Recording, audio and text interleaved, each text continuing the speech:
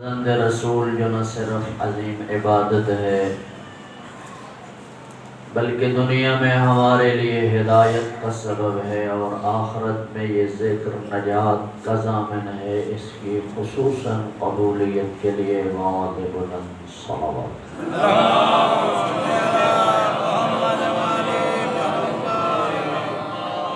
تمام مرحومین مومنین بالاخص وہ مرحوم مومنین کے جن کا پیچھے ایصال ثواب کرنے والا کوئی نہیں رہا، ان کی مغفرت و بخشش اور اپنے اپنے مرحومین کے درجات کی بلندی کے لیے بھی مواد بلند صلوات.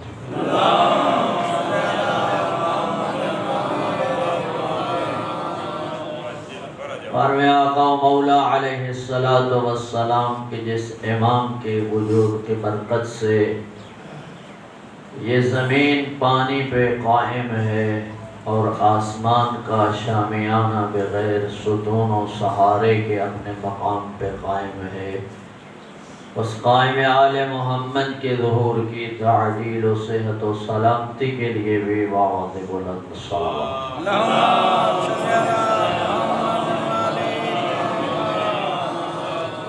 جتنے مومنین بے اولاد ہیں ان کی اولاد کے لیے، بے رزق و بے روزگار مومنین کے رزق و روزگار، پریشان حال مومنین کی خوشحالی اور مریضوں کی صحت یابی کے لیے بھی مواد بلند صلوات.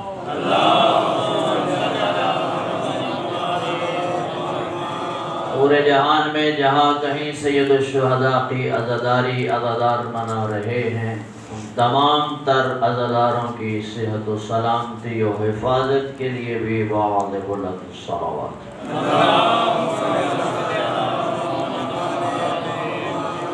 دشمنان اسلام، دشمنان مکتب اہل بیت، دشمنان عزاداری سید الشہداء پورے جہاں میں جہاں کہیں اسلام کے خلاف، مکتب اہل بیت کے خلاف اپنی ناکام کوششوں میں مصروف ہیں، ان تمام تر دشمنوں کی نیست و نابودی اور تباہی و بربادی کے لیے بھی مواد بلند صلوات.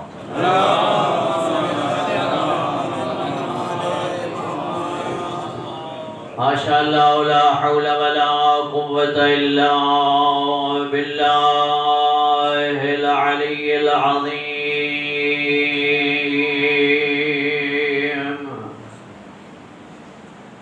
اعوذ باللہ من الشیطان الرجیم. بسم اللہ الرحمن الرحیم. صلوات.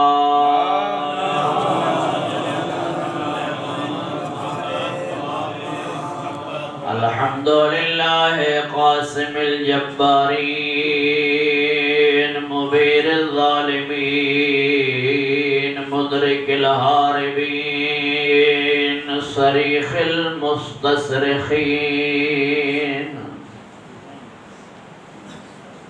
مورد حاجات الطالبین، والصلاة والسلام علی رسولہ الکریم ابی القاسم محمد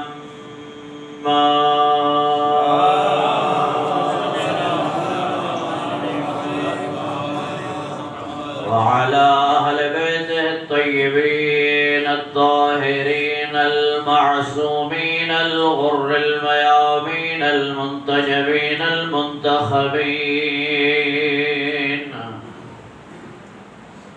لا سيما بقية الله في الأرضين،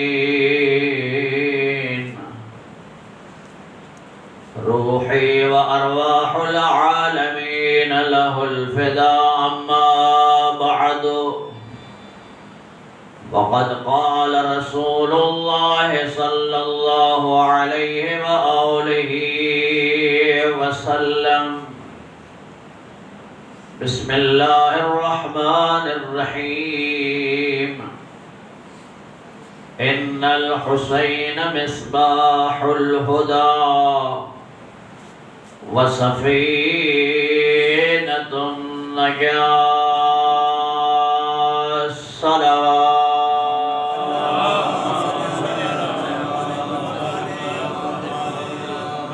دعا ہے بارگاہ پروردگار میں کہ پروردگار عالم ہم سب کی اس مقام پہ اس حاضری کو اپنی بارگاہ میں عبادت شمار فرمائے۔ جتنے لوگ فرش اعضاء پہ شریک فرش اعضاء ہیں، خداوند ذوالجلال ہر ایک عزادار کی اس شرکت کو اپنی بارگاہ میں قبول فرمائے۔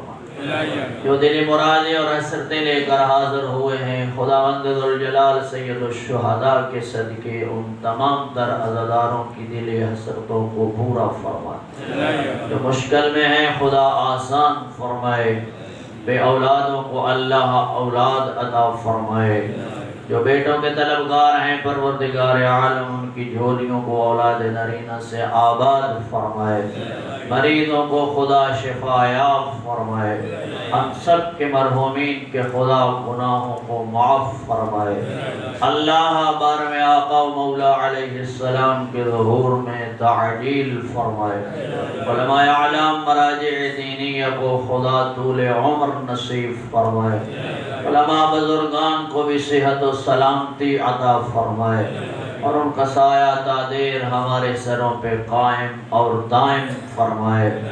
اللہ رب العزت ہم سب کے گناہوں کو معاف فرمائے، ہماری خطاؤں سے درگزر فرمائے، ہم سب کا خاتمہ بالخیر فرمائے، ہمیں موت سے پہلے توبہ کی توفیق عنایت فرمائے۔ اپنی اپنی تمام تر عبادات و دعاؤں کی قبولیت، اور ان دعاؤں کی قبولیت کے لیے خلوص نیت کے ساتھ و خشوع و خضوع کے ساتھ بآواز بلند صلوات۔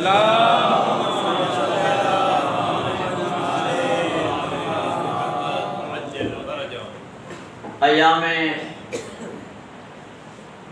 مظلوم کربلا ہیں، ان کو ایام حسینی بھی کہتے ہیں۔ بڑی ہی سعادت مندی ہوگی اس انسان کے لیے کہ جو ان ایام میں حسینیت سے آگاہی حاصل کر کے اس پہ عمل کرنے کی کوشش کرے۔ اور ان ایام مظلوم کربلا میں یزیدیت سے آگاہی کے ساتھ اس نفرت و اجتناب کی کوشش کرے، کیونکہ یہ مجالس، یہ عزاداری، یہ جلوس اور تمام تر مراسم عزاداری ہم اس لیے انجام دیتے ہیں کہ حسینیت زندہ باد ہو اور یزیدیت مردہ باد ہو۔ مقصد حسینیت کی ترویج ہے اور یزیدیت سے لوگوں کو نفرت و اجتناب کی ترغیب کی طرف متوجہ کرنا ہے۔ اگر انسان اس مقصد کو پیش نظر رکھتے ہوئے مجلس پڑھے یا سنے یا مجلس کروائے، احادیث معصومین کی روشنی میں جو کچھ مستفاد ہوتا ہے وہ یہ ہے کہ تیری اور میری یہ مجلس وہ عبادت بن جاتی ہے کہ جس عبادت کے مقابلے میں اور کوئی عبادت بھی افضل نہیں ہے۔ تب بنے گی جب انسان اس کو مقصد کے تحت انجام دے۔ میں نے آپ سب کی خدمت میں کل بھی عرض کیا تھا کہ ہر ایک عبادت کا اپنا اپنا مقام ہے، ہر ایک عبادت کا الگ الگ درجہ ہے، ہر عبادت کی الگ الگ نیکیاں ہیں، ہر عبادت کا الگ الگ اجر ہے، کسی عبادت پہ کم نیکیاں ملتی ہیں تو کسی پہ زیادہ ملتی ہیں، کسی پہ زیادہ ملتی ہیں تو کسی عبادت سے اس سے بھی زیادہ نیکیاں ملتی ہیں۔ لیکن اگر دقت کے ساتھ ہوش و حواس اور عقل کے فیصلے کو سامنے رکھا جائے، یہ ذکر محمد و آل محمد وہ عمل اور نیکی ہے کہ جس عمل اور نیکی کے مقابلے کی کوئی اور نیکی نہیں ہے۔ ایک مرتبہ بآواز بلند صلوات پڑھو۔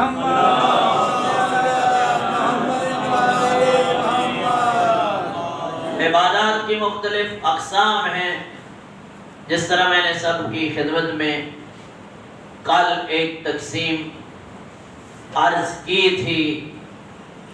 نماز کا ایک بہت بڑا مقام ہے، توجہ فرمائیے۔ نماز ایسا عمل ہے جس کو رسول اعظم بھی اپنی آنکھوں کا ٹھنڈک کہتے ہیں۔ نماز ایک بہت بڑا افضل عمل ہے، بہت بڑا اہم ترین فریضہ الہی ہے۔ جس طرح کے صاحب وسائل الشیعہ نے ایک حدیث نقل کی ہے نماز کی فضیلت کے بارے، کہ اگر کوئی انسان شرائط و آداب نماز کو پیش نظر رکھتے ہوئے ایک وقت کے فریضہ نماز کو ادا کرتا ہے، اللہ تبارک و تعالی اس بندے کے نامہ اعمال میں ایک فریضہ نماز کا اجر 20 حج کے برابر لکھتا ہے۔ توجہ فرمائیے۔ ایک باری کچھ آواز نہ صلوات پڑھو، کچھ بندے گوڑنے نہ کہجے بھی آرام فرما۔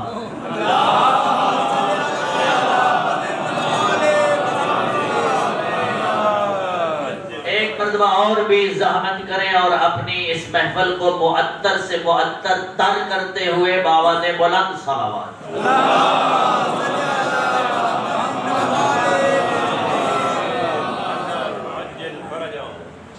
ایک فریضہ نماز حدیث پیغمبر خدا ہے اور مؤثر ترین اور مستند ترین حدیث ہے، اور صاحب وسائل الشیعہ ایک بہت بڑی ہماری حدیث کی کتاب ہے، وسائل الشیعہ، جس کا اردو میں الحمدللہ ترجمہ ہو چکا ہے مسائل الشرعیہ کے عنوان سے۔ خدا کرے ہم اس کا مطالعہ کریں، اس سے استفادہ کریں۔ بزرگوں نے کتنی محنت کے ساتھ 20 جلدوں میں ایک کتاب ہے، اور ہر جلد کا کم و بیش 400 پیج بنتا ہے، 400 صفحہ بنتا ہے، اور 20 کو 400 سے ضرب دی جائے، حساب آجے تو خود بیٹھے ہو کتنے صفحے بن سکتے جی؟ ساری گلہ مولوی تو نہیں دسنی ہونی، کچھ عوام میں دسنی۔ 400 اور 800 نال ضرب دیتی میں نے۔ جٹ بندے بیٹھے ہو، بہت سارے زمیندار ہیں، آپ سرساہی کو پھر مرلہ بنائیں گے، مرلوں کو پھر کنال بنائیں گے، کنال کو پھر باٹے لگے بھی تو ہوندہ ہے، کنال بھی ہوندی، مرلہ بھی ہوندہ ہے۔ چوپ ان کی بیٹھے ہو جی میں اپنے علاقے دی بولی بولتا ہے۔ ساری چیزیں ہم ضربیں دے کر سرساہیوں سے مرلہ، مرلوں سے کنال، کنال سے بکھا، اور اس سے آگے قلعہ، پھر ایکڑ، تو پھر مربع، تو پھر مربع ہی ساری زندگی مربوں کی سوچ و فکر میں رہنے والے کو ابھی تک پتہ ہی نہیں ہے کہ میری نماز کے واجبات کتنے ہیں۔ ناراض نہ تھے میں نال نال بلا ہونا ہے۔ کل میں کوشش کی تھی ہے میں مجلس اس قسم دی پڑھنا میں پتہ چلے اے بولندے یا کوئی نہیں بولندے کل میں پتہ چلے جے تسی گھاٹ بولندے لہذا میں کوشش کرنی کچھ میں بولا بسم اللہ تے کچھ تساں بولو تاڑی مولوی دے ذاکر دے سودی پچھے ہوندے تو مولوی دے اگو ہوندے جتنا سودی کمزور ہوئے اتنی ذاکر تے مولوی دی مجلس بھی کمزور ہوندی تو پیچھے مت تو سمجھنے تبصرے کرنے بھئی آج وان بٹیندا گیا تو آج مونج بٹ گئی تو میرے فرمائے ایک باری اونچی آواز میں سلوات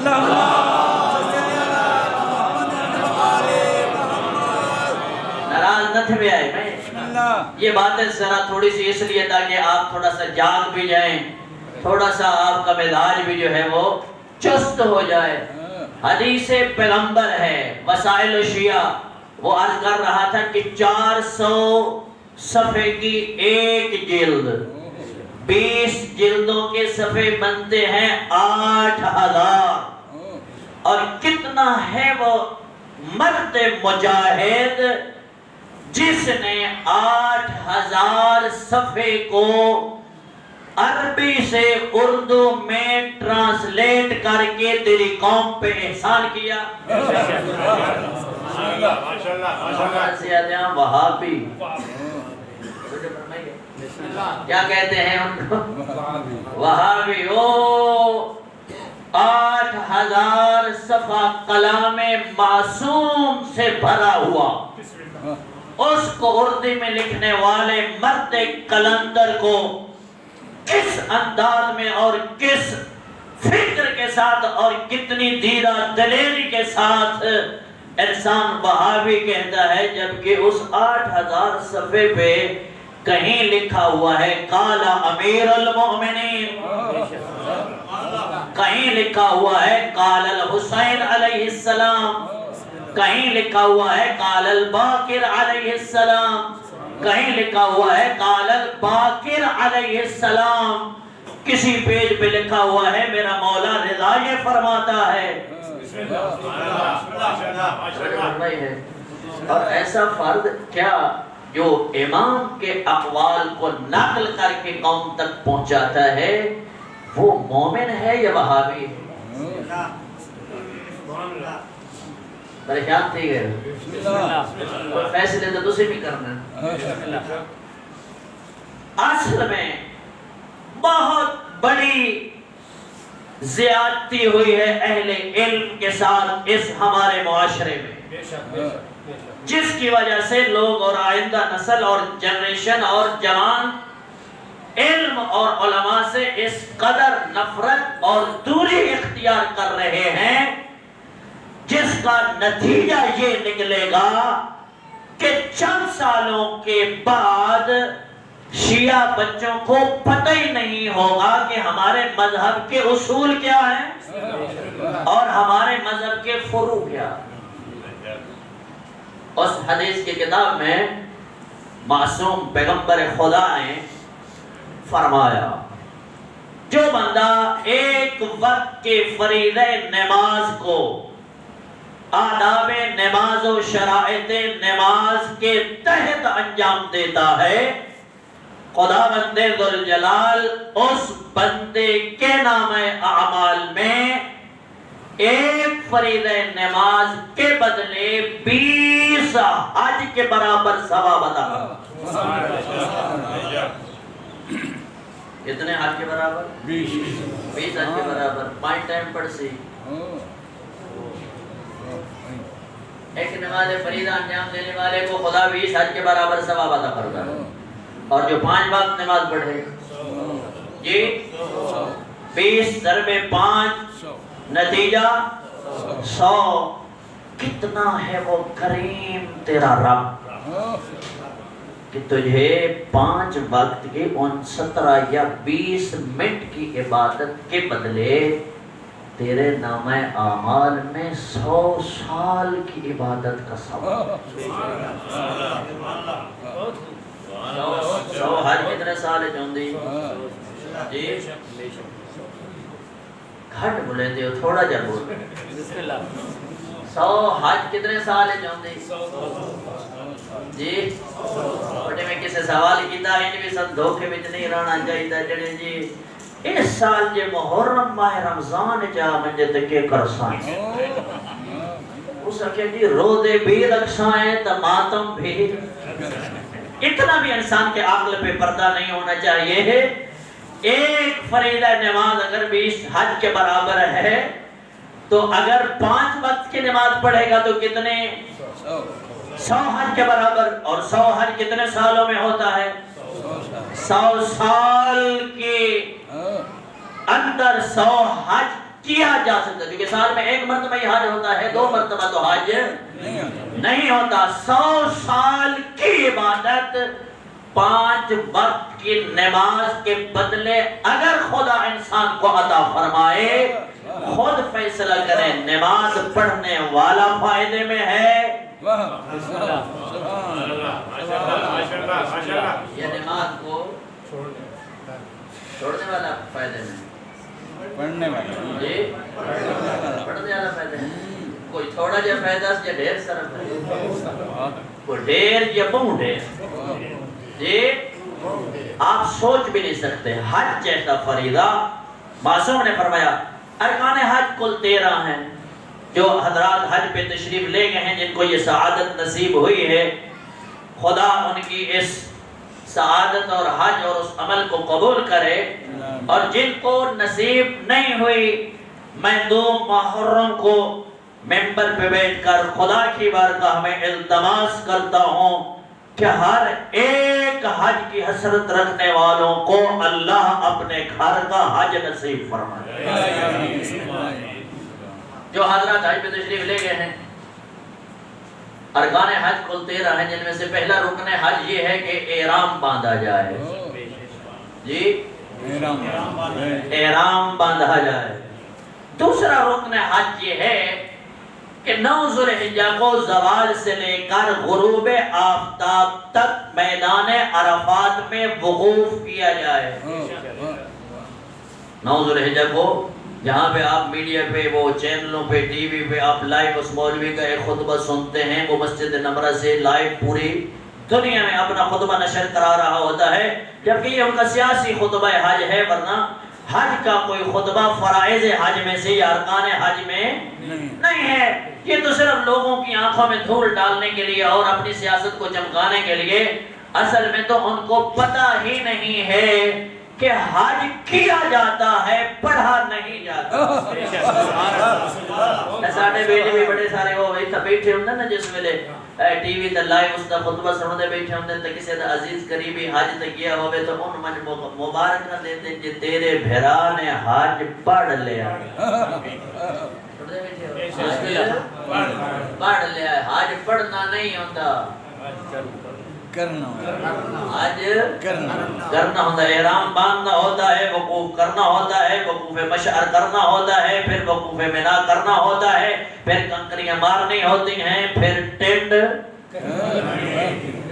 کروانی پڑتی ہے پھر بکرا ذبح کرانا پڑتا ہے پھر طواف پھر سعی پھر تقصیر یہ سارے اعمال کرنے سے تعلق رکھتے ہیں یا پڑھنے سے ذات جی لہذا حج پڑھنا نہیں ہوتا حج کرنا ہوتا ہے فلاں آپ کے عزیز نے حج پڑھ لیا حج پڑھ نہیں حج کر لیا اب دوسرا رکن حج انجام دینا ہے حاجی نے میدان عرفات میں کیا اس نے کرنا ہے وہاں پہ اس نے اول زوال سے لے کر غروب آفتاب تک ٹھہرنا ہوتا ہے جس کو وقوف عرفہ کہتے ہیں اب یہ دوسرے عمل حج سے اللہ اس اپنے مہمان پہ اتنا راضی ہو جاتا ہے فرماتا ہے تو میدان عرفات سے وقوف عرفہ کر کے نکلے گا میں تجھے گناہوں سے ایسے پاک کروں گا جس طرح تو نے کبھی کوئی گناہ کیا ہی نہیں یہ دوسرے رکن حج پہ اللہ انسان کو گناہوں سے بالکل پاک کر دیتا ہے، بالکل صاف کر دیتا ہے، اور ایسے کر دیتا ہے کہ اس نے کبھی کوئی گناہ کیا ہی نہیں ہے۔ اب ذرا توجہ کریں، جس دوسرے رکن حج پہ خدا اتنا انعام دے رہا ہے، اگر 13 کے 13 ارکان حج انجام دیے جائیں تو خدا کتنا بڑا احسان فرمائے گا۔ جی کتنا بڑا احسان فرمائے گا۔ دوسرے رکن حج پہ سارے گناہ معاف، میدان عرفات میں حاجی پہ اتنا احسان اللہ کرتا ہے کہ اس کے زندگی کے سارے گناہ معاف ہو جاتے ہیں۔ اب جن پہ حج فریضہ ہے ان کو کرنا چاہیے یا نہیں کرنا چاہیے؟ جی یہ بندہ آکے گواہ ڈھوک کا زمین تا بکتا پہ ایسا لو لے لو یہ حاج وات کر لے سنے پڑھتے بیٹھے ہو بکھا گواہ ڈھو زمین لبتی پئی ہے تو اس وقت پیسے لب پاؤتے حاج فریدے دی گل مولوی کرے تو ساڑھے کھولتا یہ پتہ اس وقت چلے گا اس حضرت انسان کو جب موت کے بعد قبر میں جائے گا کہ حج کتنا بڑا فریضہ ہے۔ سید الانبیاء نے ارشاد فرمایا اگر کسی پہ حج فریضہ ہے اور اس نے ادا نہیں کیا مر گیا ہے لَيَمُوتُنَّ يَهُودِيًّا وَنَصْرَانِيًّا وہ یہودی اور نصرانی ہو کے مر سکتا ہے، میں پیغمبر کے دین پہ اس کو موت جڑا بندہ ساری زندگی نمازاں پڑھدا روزے رکھدا زکاتاں دیندا مجلساں سندا ماتم کردا جلوس کڈدا نیازاں کھاندا تے پکاندا دنیا تے ڈرو میں حج فریضہ ہاس انجام نس دتا تے اے سدھا جنت وچ ویسی جی بندے گھبرائے بیٹھے پتہ نہیں میری گل دی سمجھ نہیں آندی محمد آل محمد صلوات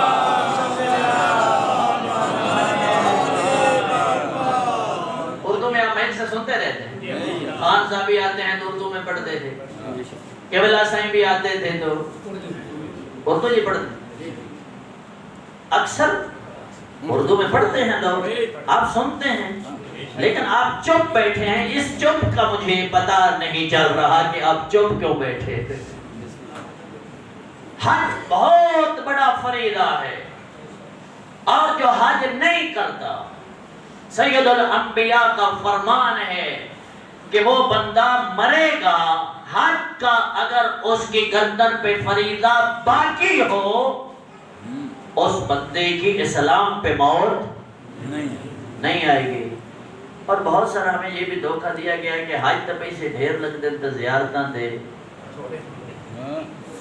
شیر نہ حلیا ہے حج تے پیسے ڈھیر لگ دیں تے زیارت تے پیسے گھاٹ لگ دیں ادا 90 حج دا ثواب ہے تے او دا ہکو حج دا لہذا حج کے کرنی لہذا حج بہتر ہے بندہ کربلا چلا جائے، اس کو پتہ ہی نہیں ہے کہ حسین نے حج کو بچانے کے لیے اتنی بڑی قربانی دی۔ اور جی اگر حج جیسے فریضے کہ جس کو حسین بچا کر کربلا میں ذبح ہو گئے، اولاد قربان کر دی، گھر سارا لٹوا دیا، اس فریضہ کو چھوڑ کر اگر کربلا کی زیارت پہ جائے گا تو کیا اس کی حسین سلام کو قبول کرے گا؟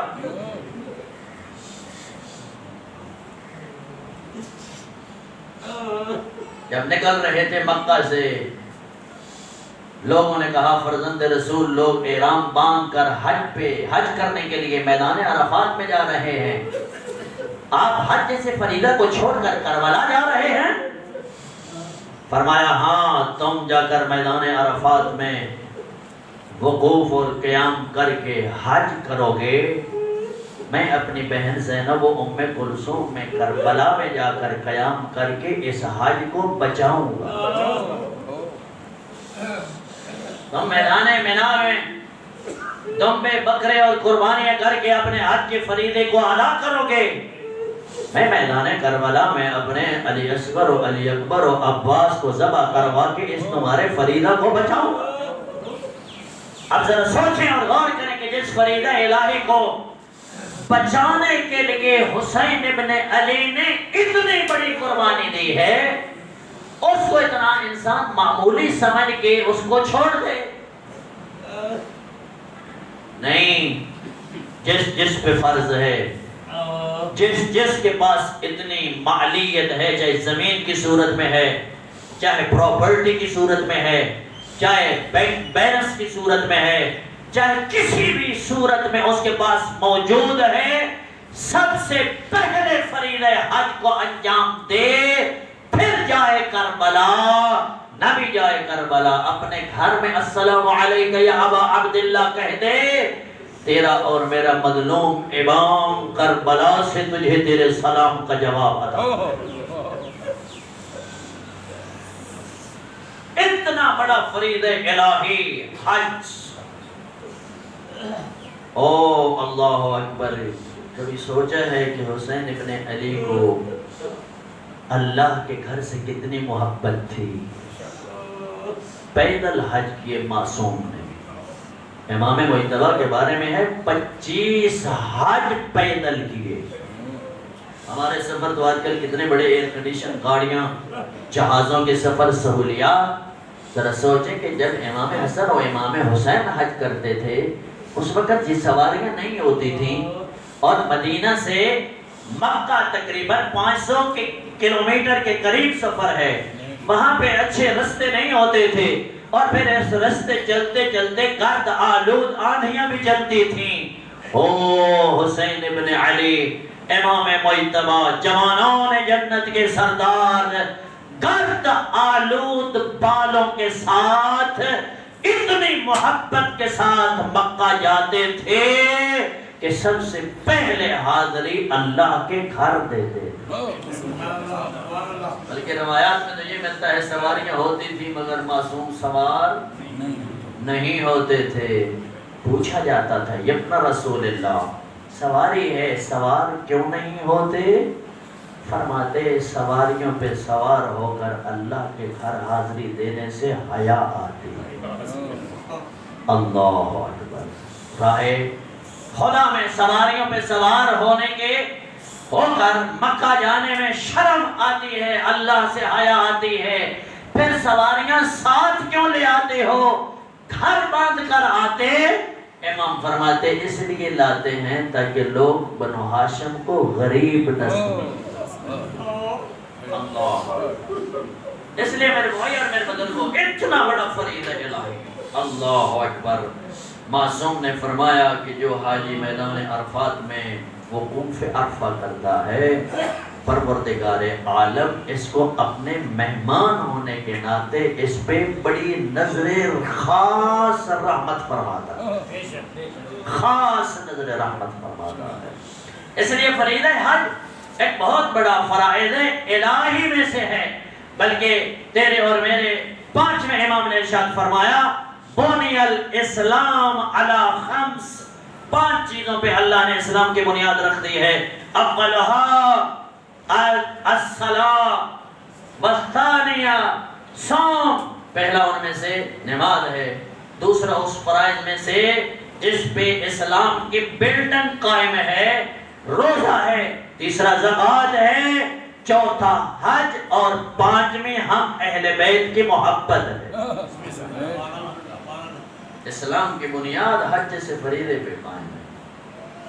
حج کتنا بڑا اجر ہے، لیکن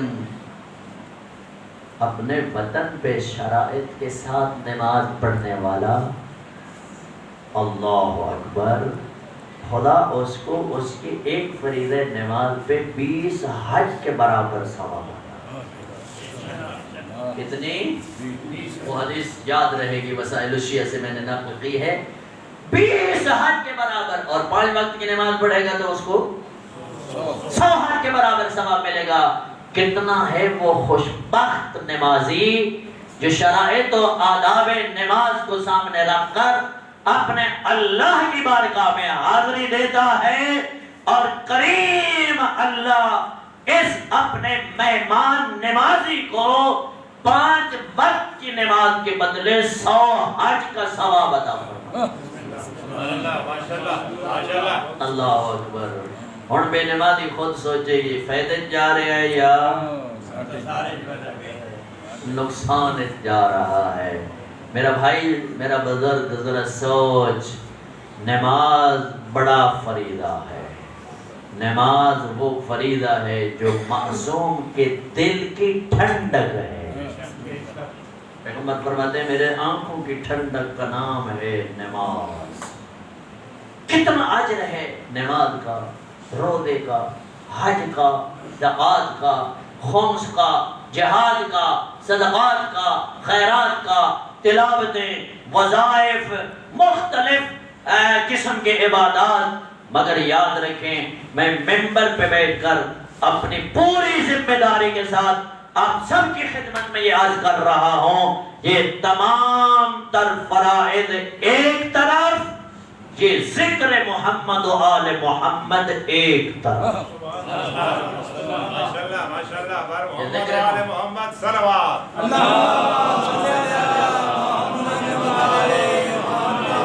ذکر محمد و آل محمد جیسا اور کوئی افضل ذکر اور عبادت نہیں ہے۔ سب سے افضل ترین یہ ذکر، یہ مجالس، یہ عزاداری اور یہ مراسم عزاداری، یہ تمام تر پروگرام جو ہیں یہ بہت بڑی افضل عبادت ہے۔ مگر یاد رکھنا یہ تب افضل تمام عبادتوں سے افضل عبادت بنتی ہے جب انسان اس عبادت کو اس مقصد کے تحت انجام دے جس مقصد کے لیے حسین نے مدینہ کو چھوڑا۔ جس مقصد کے تحت حسین ابن علی نے اپنے نانا کے روضہ کو چھوڑا، جس مقصد کے تحت حسین ابن علی نے اپنی اماں کی قبر کو چھوڑا، جس مقصد کے تحت حسین ابن علی نے اپنی بہنوں، اپنی بیٹیوں کے ساتھ مدینہ جیسے وطن کو چھوڑ دیا، اتنے بڑے لمبے اور خطرناک سفر کرتے کرتے کربلا کے میدان میں آ کر ڈیرے لگائے، فقط ڈیرے نہیں لگائے، اس مقصد کے حصول کے لیے کبھی علی اکبر پیش کیا، عباس کی ضرورت پڑی وہ پیش کیا، جتنی قربانیاں تھیں، جس کی جو ضرورت تھی پوری کرتے کرتے نوبت بنی جا رسید کہ حسین کو اس مقصد کو حاصل کرنے کے لیے اصغر کو بھی دے۔ اب کتنا وہ بڑا عظیم مقصد ہے کہ جس پہ حسین اپنی اولاد کو قربان کر رہا ہے، کتنا وہ بڑا مقصد ہے کہ جس پہ حسین اپنے بھائیوں کو قربان کر رہا ہے، کتنا بڑا عظیم ہے وہ مقصد کہ جس پہ حسین ابن علی اپنے مہمانوں کو قربان کر رہا ہے، کتنا ہے وہ عظیم مقصد پہ جس پہ حسین اپنی جان بھی قربان کر رہا ہے، کتنا ہے وہ عظیم مقصد پہ جس پہ حسین ابن علی مخدرات عصمت و طہارت کی چادروں کو قربان کر رہا ہے۔ کیا ہمیں یہ پوچھنا نہیں چاہیے، سوچنا نہیں چاہیے کہ کتنا وہ عظیم مقصد تھا، کتنا وہ عظیم مقصد تھا کہ جس پہ خاندان بنو ہاشم کے جوان ذبح ہو گئے، جس پہ زینب و ام کلثوم کی چادریں قربان ہو گئیں، جس پہ حسین ابن علی جیسا امام قربان ہو گیا، کتنا بڑا وہ عظیم مقصد تھا حسین کا۔ میں کہتا ہوں نہ ذاکر سے پوچھو، نہ کسی عالم سے پوچھو، نہ محدث سے پوچھو، نہ مورخ سے پوچھو، نہ باعث سے پوچھو، نہ مقرر سے پوچھو، خود فرزند زہرا سے پوچھو، ابن رسول اللہ، اے فرزند زہرا مدینہ کو کیوں چھوڑا؟ جنگل میں ڈیرے کیوں لگائے؟ علی اکبر کو کیوں قربان کیا؟ عباس کے بازو کیوں قلم کھروائے؟ اپنے سینے پہ تیر کیوں کھائے؟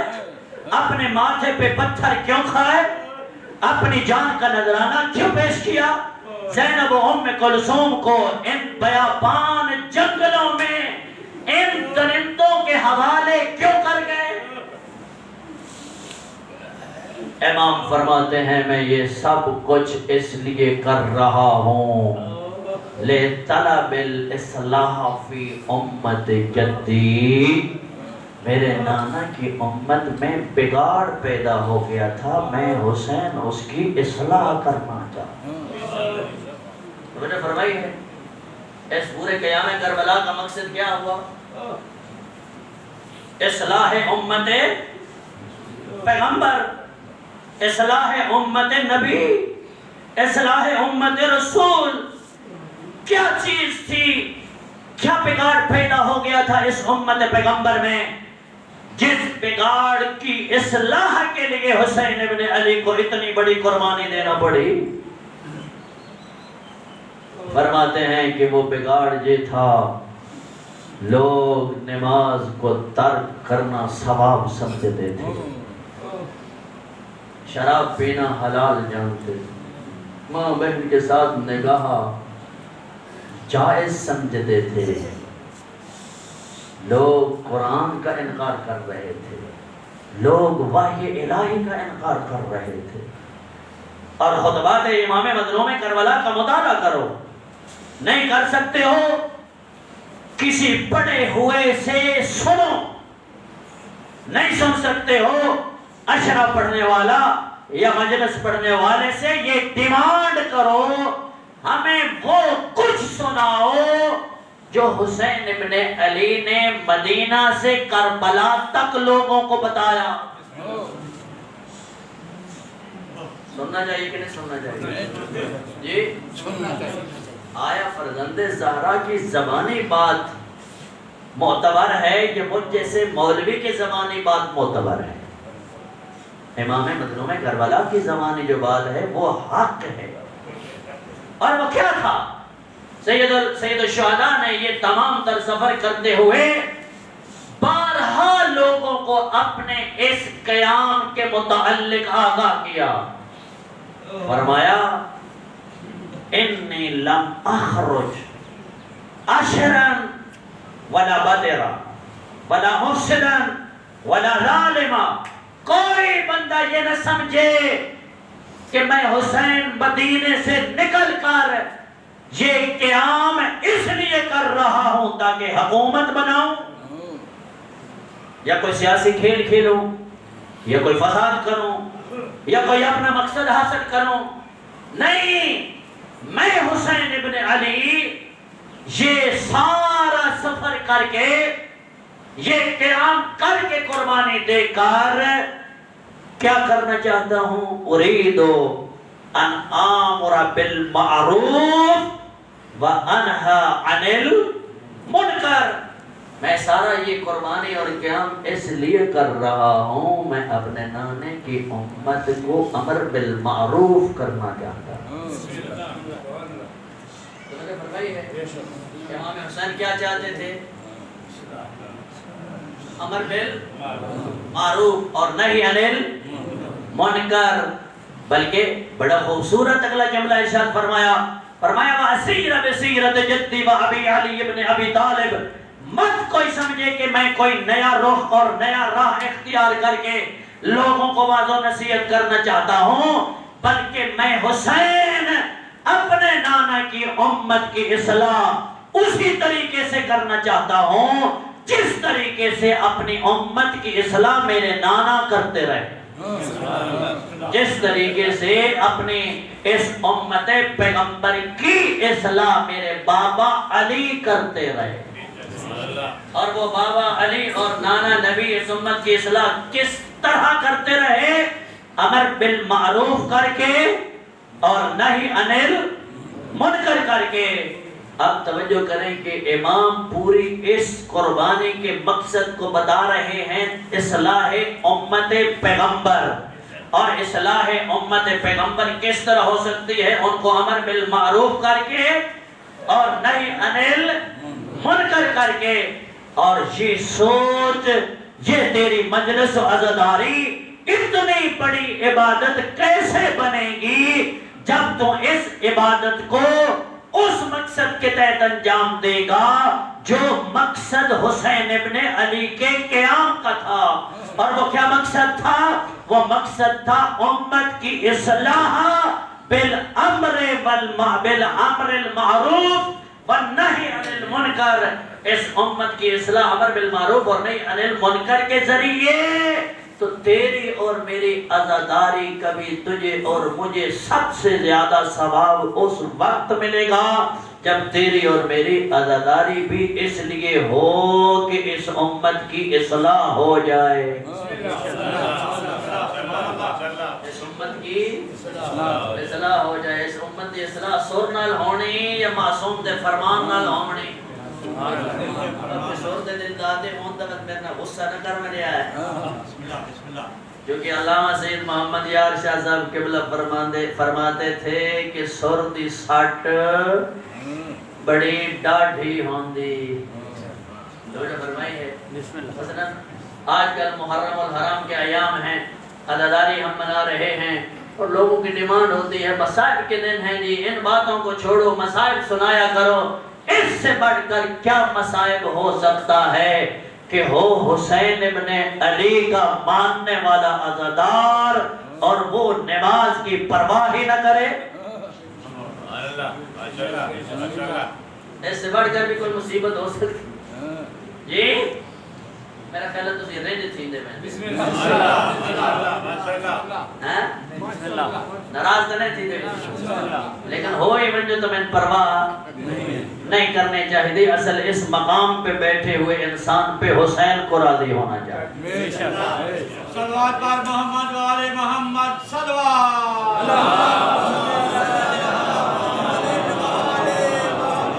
ایک حدیث نقل کر کے آپ کی زحمت کو تمام کروں چکے مجھے تقریباً گھنٹہ ہونے والا ہے کہ کتنی بڑی ہے یہ تیری عبادت عزاداری.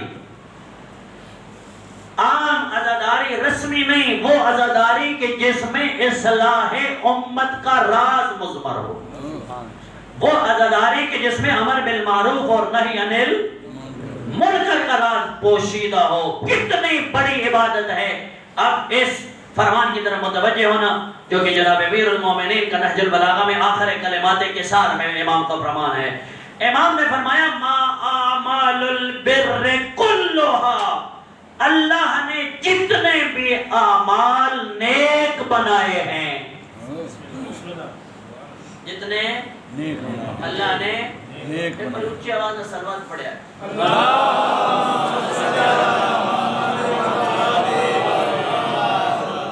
اللہ نے جتنی بھی نیکیاں بنائی ہیں، نماز، روزہ، حج، زکوٰۃ، خمس، جہاد، تلاوت، ذکر و اذکار، قربانی، صدقات و خیرات، حج، زیارات، عبادتیں جتنی بھی اللہ نے بنائی ہیں، امام فرماتے ہیں عند الامر بالمعروف والنہی عن المنکر کانفست فی بحر اللج. یہ ساری عبادات امر بالمعروف اور نہی عن المنکر کے مقابلے میں اس طرح ہیں جس طرح سمندر کے مقابلے میں ایک قطرہ. ماشاءاللہ.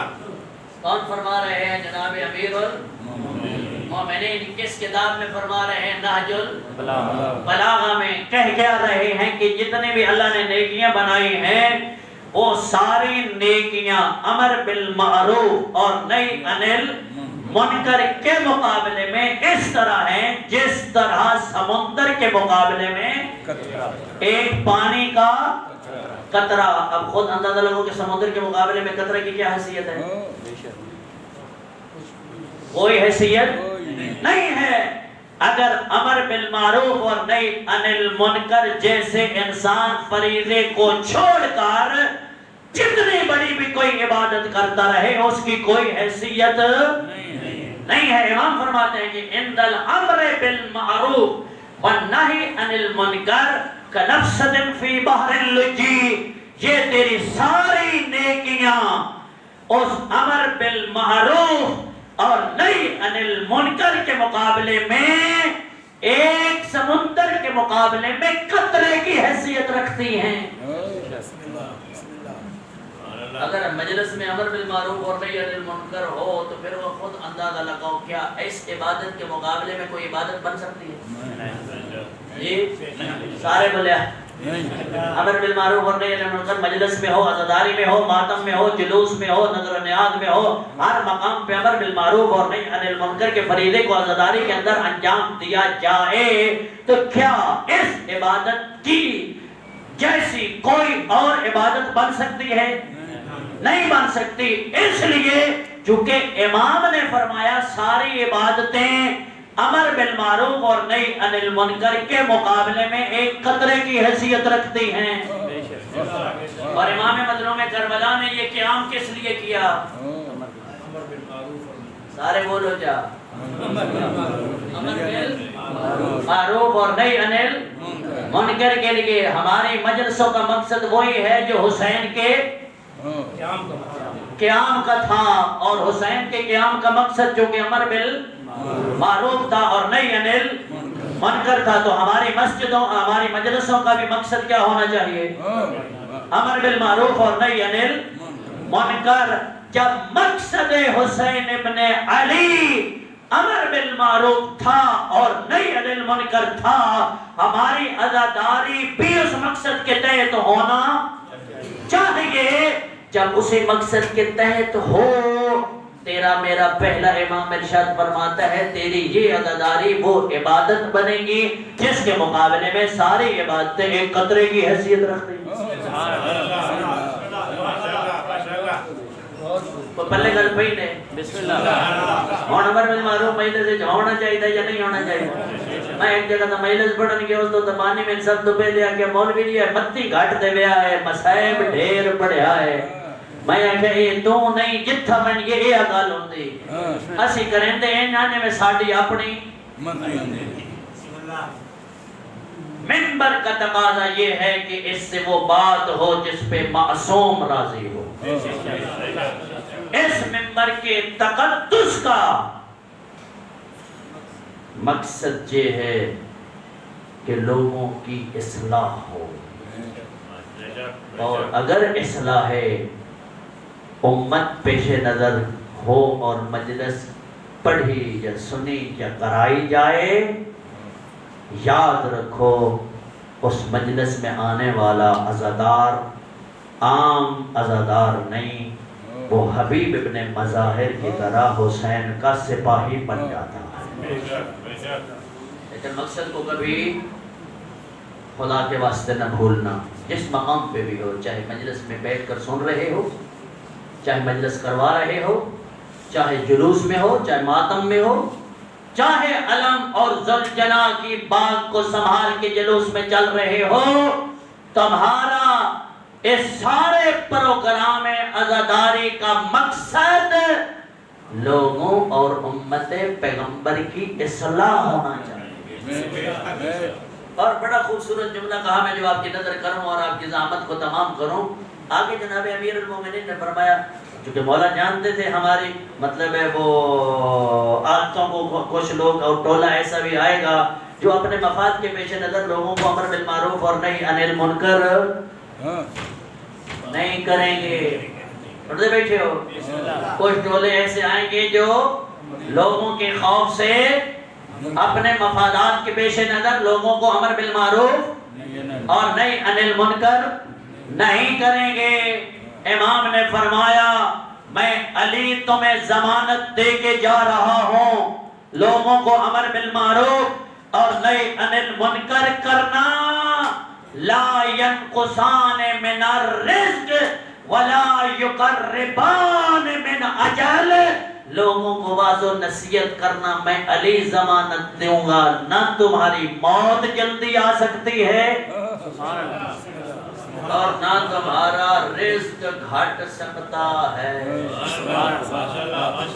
مولا دے پہ مولا امیر المومنین کس چیز کی ضمانت دے رہے ہیں؟ رزق کی بھی، زندگی کی بھی، کہ نیکی دسن نال بندے دی زندگی مکتی نہیں بمین مار چھڑے سن، بلکہ میں علی ضمانت دے رہا ہوں امر بالمعروف کرنا اللہ تمہاری عمر بھی لمبی کرے گا اور تمہارا رزق بھی وسیع ہوگا. اسی تبلیغ اس وقت نہ کریں دے جے شاید ساڑیاں مجلساں گھٹ میں امر بالمعروف کریے تو شاید ساڑے لوگ گل سنن نہیں تا فیس بھی گھٹا چھڑیں. مولا ضمانت دے کے جا رہے امر بالمعروف کرنا نہیں انل منکر کرنا نہ تمہارا کوئی رزق گھٹا سکتا ہے نہ ہی تمہاری موت قریب آ سکتی. میں نے کل بھی عرض کیا تھا آپ سب کی خدمت میں کہ ذرا خلوت میں بیٹھ کر سوچا کرو اس فریضہ الہی کو انجام دینے کے لیے کتنا بڑا خرچ ہوا ہے, کتنا بڑا خرچ ہوا ہے.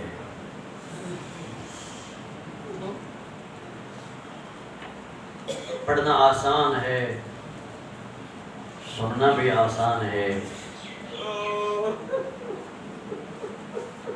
میں نے آپ کو کل اپیل کی تھی کہ خدا کے واسطے یہ کبھی بھی انتظار نہیں کیا کرو کہ کوئی مصائب خان پڑھے گا تو روئیں گے.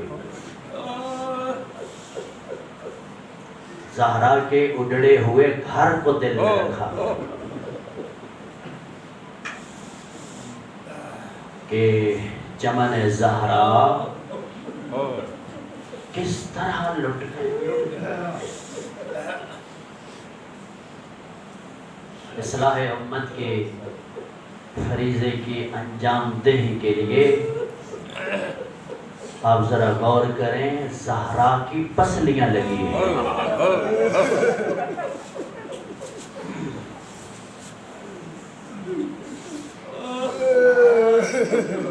میرا پڑھنا آسان ہے, آپ کو سننا اس سے بھی شاید آسان ہو. ایک عالم دین پڑھ رہے تھے زہرا کی مصیبتوں کو. یہ مصیبت پڑھی کہ دروازہ گرا, رسول ذاتی کی پسلیاں ٹوٹ گئی. لوگ روتے رہے, سارا مجمع چلا گیا. ایک فرد کونے میں بیٹھے ابھی بھی دھاڑے مار کے رو رہا تھا. اس والے میں نے پوچھا, سارے لوگ چلے گئے گھروں میں, اب ابھی بھی بیٹھے رو رہے ہیں؟ فرمانے لگے, حضرت علامہ میں ہوں ہڈیوں کا ڈاکٹر. جس بھی وجود کی ہڈی جو ٹوٹتی ہے نا اس کو جو درد ہوتا ہے مجھے پتا ہے, اور مجھے احساس ہے کہ جس کی پسلی ٹوٹی ہوئی ہو اس کے سانس لیتے بھی اس کو درد ہوتا ہے اور اس کو سانس باہر پھینکتے بھی درد ہوتا ہے. پتہ نہیں رسول کی بیٹی کی کیفیت 90-95 دن کیسے رہی, کہ بی بی کیسے زندہ رہی اور ٹوٹی ہوئی پسلیوں سے زندہ رہی.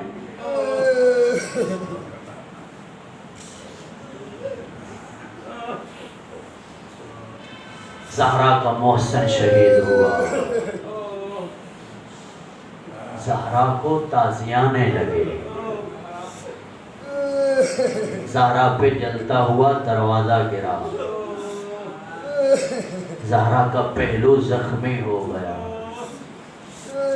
ان ساری مصیبتوں کو تو بی بی عموماً یاد کر کر کے بابا کی قبر کو رخ کر کے بین کر کے کہتی تھی, یا آبادا صبت علی مصائب لو انہا صبت علی الایام سرنا لیا لیا.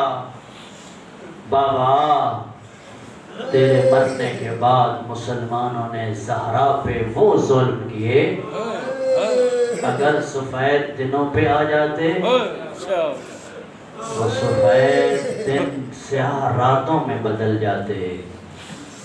کیا ظلم تھے, مسلمانوں نے کتنے بڑے ظلم زہرا پہ کیے.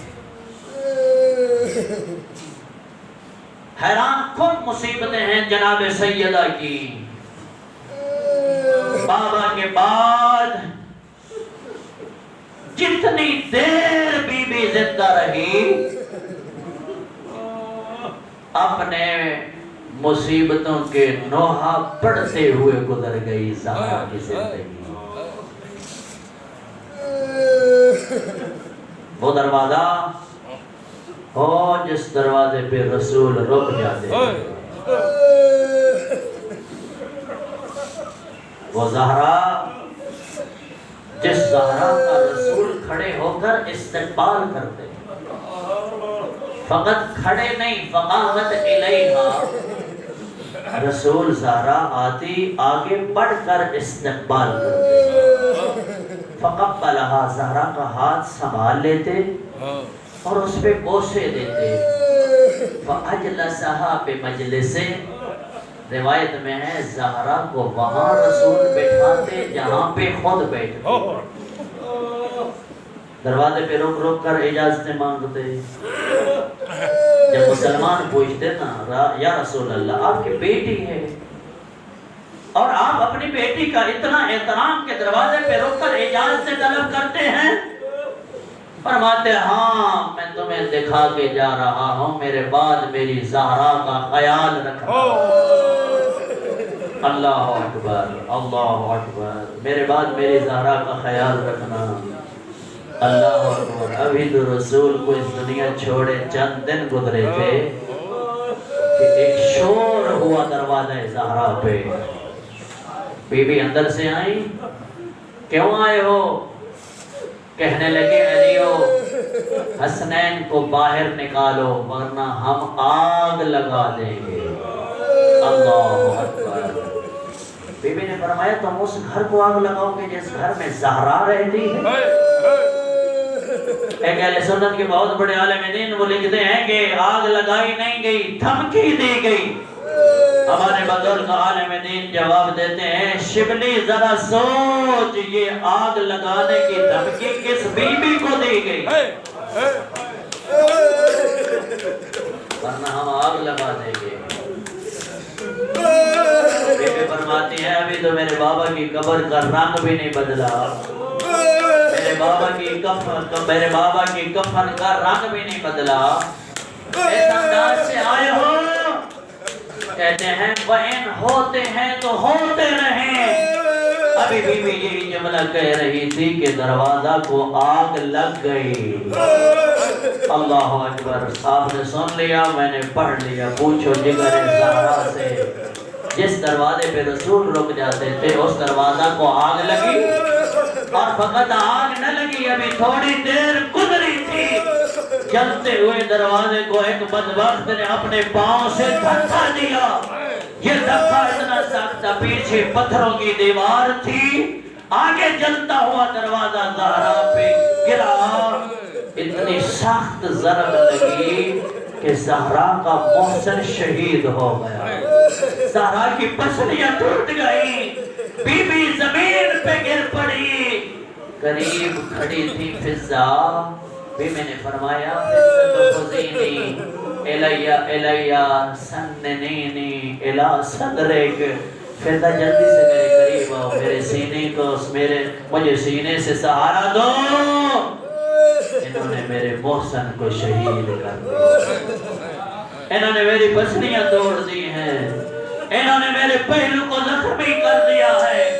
یہ واقعہ ہوا سلیم ابن قیس ہلالی ایک مورخ ہے، وہ مدینے سے باہر تھا، سنا واپس آیا، سلیمان سے ملاقات ہوئی، پوچھا سلیمان میں نے سنا ہے لوگ زہرا کے گھر داخل ہو گئے تھے؟ سلیمان کی چیخ نکلی، فرمایا سلیم اگر واقعہ یہاں تک ہوتا نہ روتے۔ جب مسلمان زہرا کے گھر داخل ہوئے زہرا کے سر پہ چادر بھی نہیں، اللہ علی القوم الظالمین سیعلم الذین ظلموا منقلب ینقلبون۔ خدایا ہماری اس عبادت کو اپنی بارگاہ میں قبول فرما، خدایا بحق محمد و اہل